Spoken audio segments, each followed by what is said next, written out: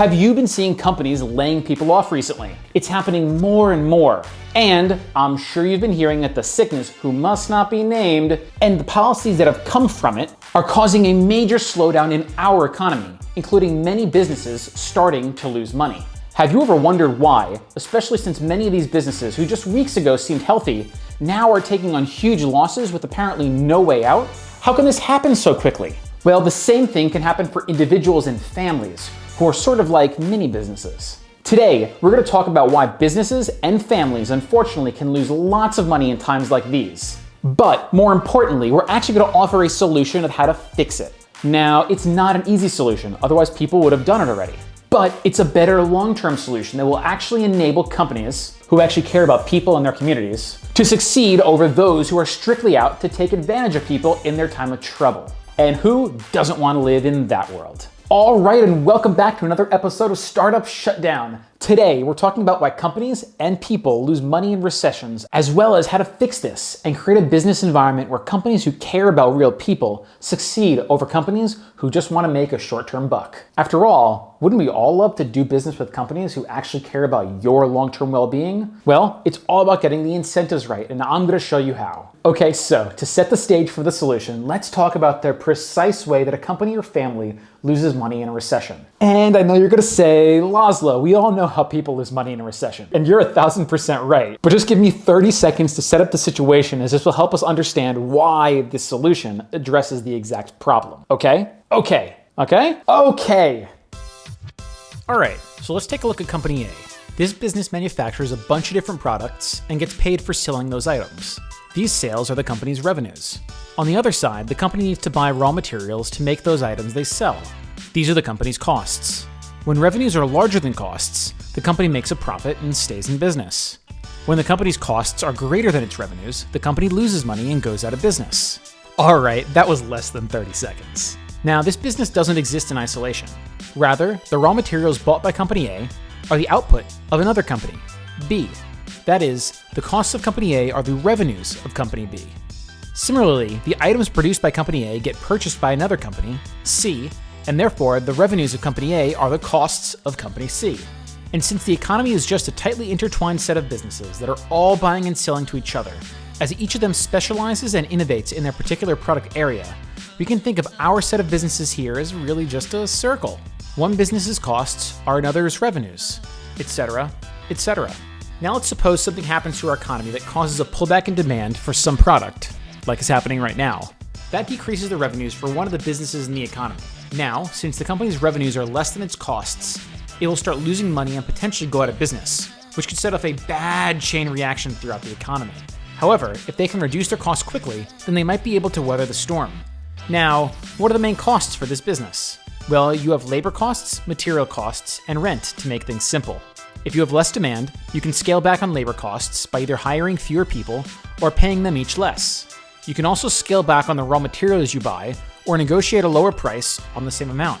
As well, you might be able to get a lower rate on your rent. If all these prices or amounts can be renegotiated on the fly, then everything should be fine. However, if any of these prices and quantities are fixed via a longer-term contract, like typically is done with rent and a variety of other things, then there is no way to get out of that loss. So, it's these fixed cost structures that are typically the main driver of previously successful companies now losing money and going out of business. That is, if the company can decrease its costs by enough and fast enough, it can stay profitable and stay in business. It will just be making less total profit, but they would still be net positive. And if everyone can adjust to these lower price levels quickly enough, our little mini economy could generally stay in business and not have anyone lose money. But if fixed costs like rent are high enough, then businesses could collapse. Now, I do want to say this is not a perfect model, as everything won't adjust equally, and there will be some relative winners and losers depending upon what happened in the world.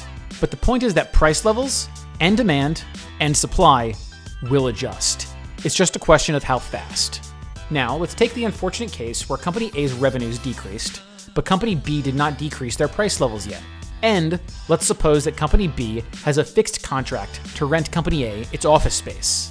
In the previous state of the world, Company A could cover that rent, but now since revenues have declined, it can't cover that rent. And in fact, as all businesses are likely cutting back, That just means that the market rate for rent also dropped.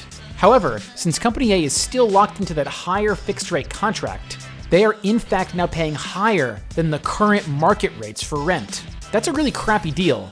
It means Company A is likely going to lose money and maybe go out of business. Now, the question is, what does Company B choose to do with this contract? Well, they have two options. One, they can enforce that Company A continues to pay that now higher than market rate rent, which would put Company A out of business, but Company B would make a lot of money right now at the expense of Company A.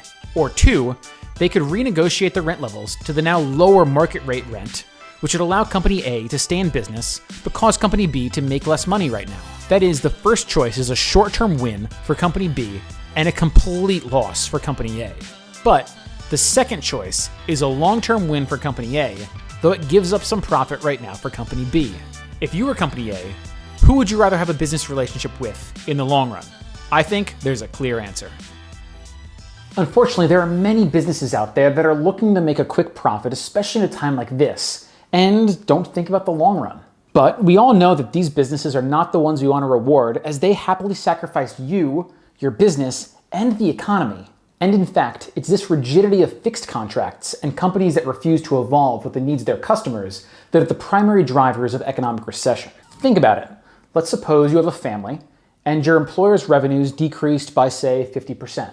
Now, if all their costs also decreased by 50%, including your wages, but also your family's monthly expenses, including rent, also decreased by 50%, then everything would be exactly the same as before. That is, we would just be operating at lower price levels, but other than the numbers, everything is exactly the same. It's only when costs are fixed or don't move with the market do people, families, and businesses get into trouble. But we all know it's hard and takes a conscious choice for companies to readjust in times like this, as not everything can change instantaneously. And that's where my solution comes in. Specifically, we should be taking note of the companies who are quickly, consciously, and generously adjusting to the realities of the world and are helping their people out. For example, in Milwaukee, there's a landlord who just lowered rent in his building to $100. He didn't have to. No one is forcing him, and no one should. But instead of trying to make a little extra money right now at the expense of his tenants, he instead chose to adjust his prices, although maybe a little below market. But the point is that he signaled that he's not short-term greedy,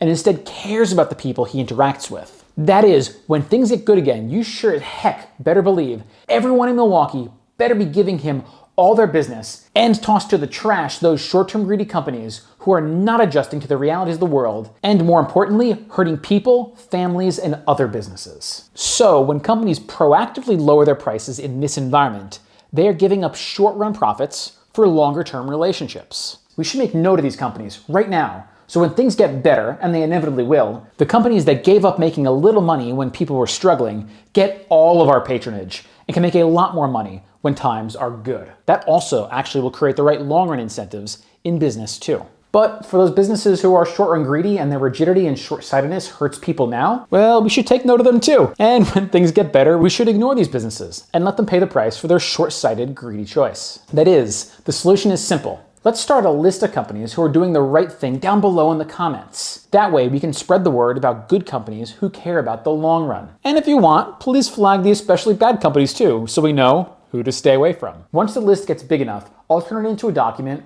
or even a website that we all can share and add to. It's really as simple as that.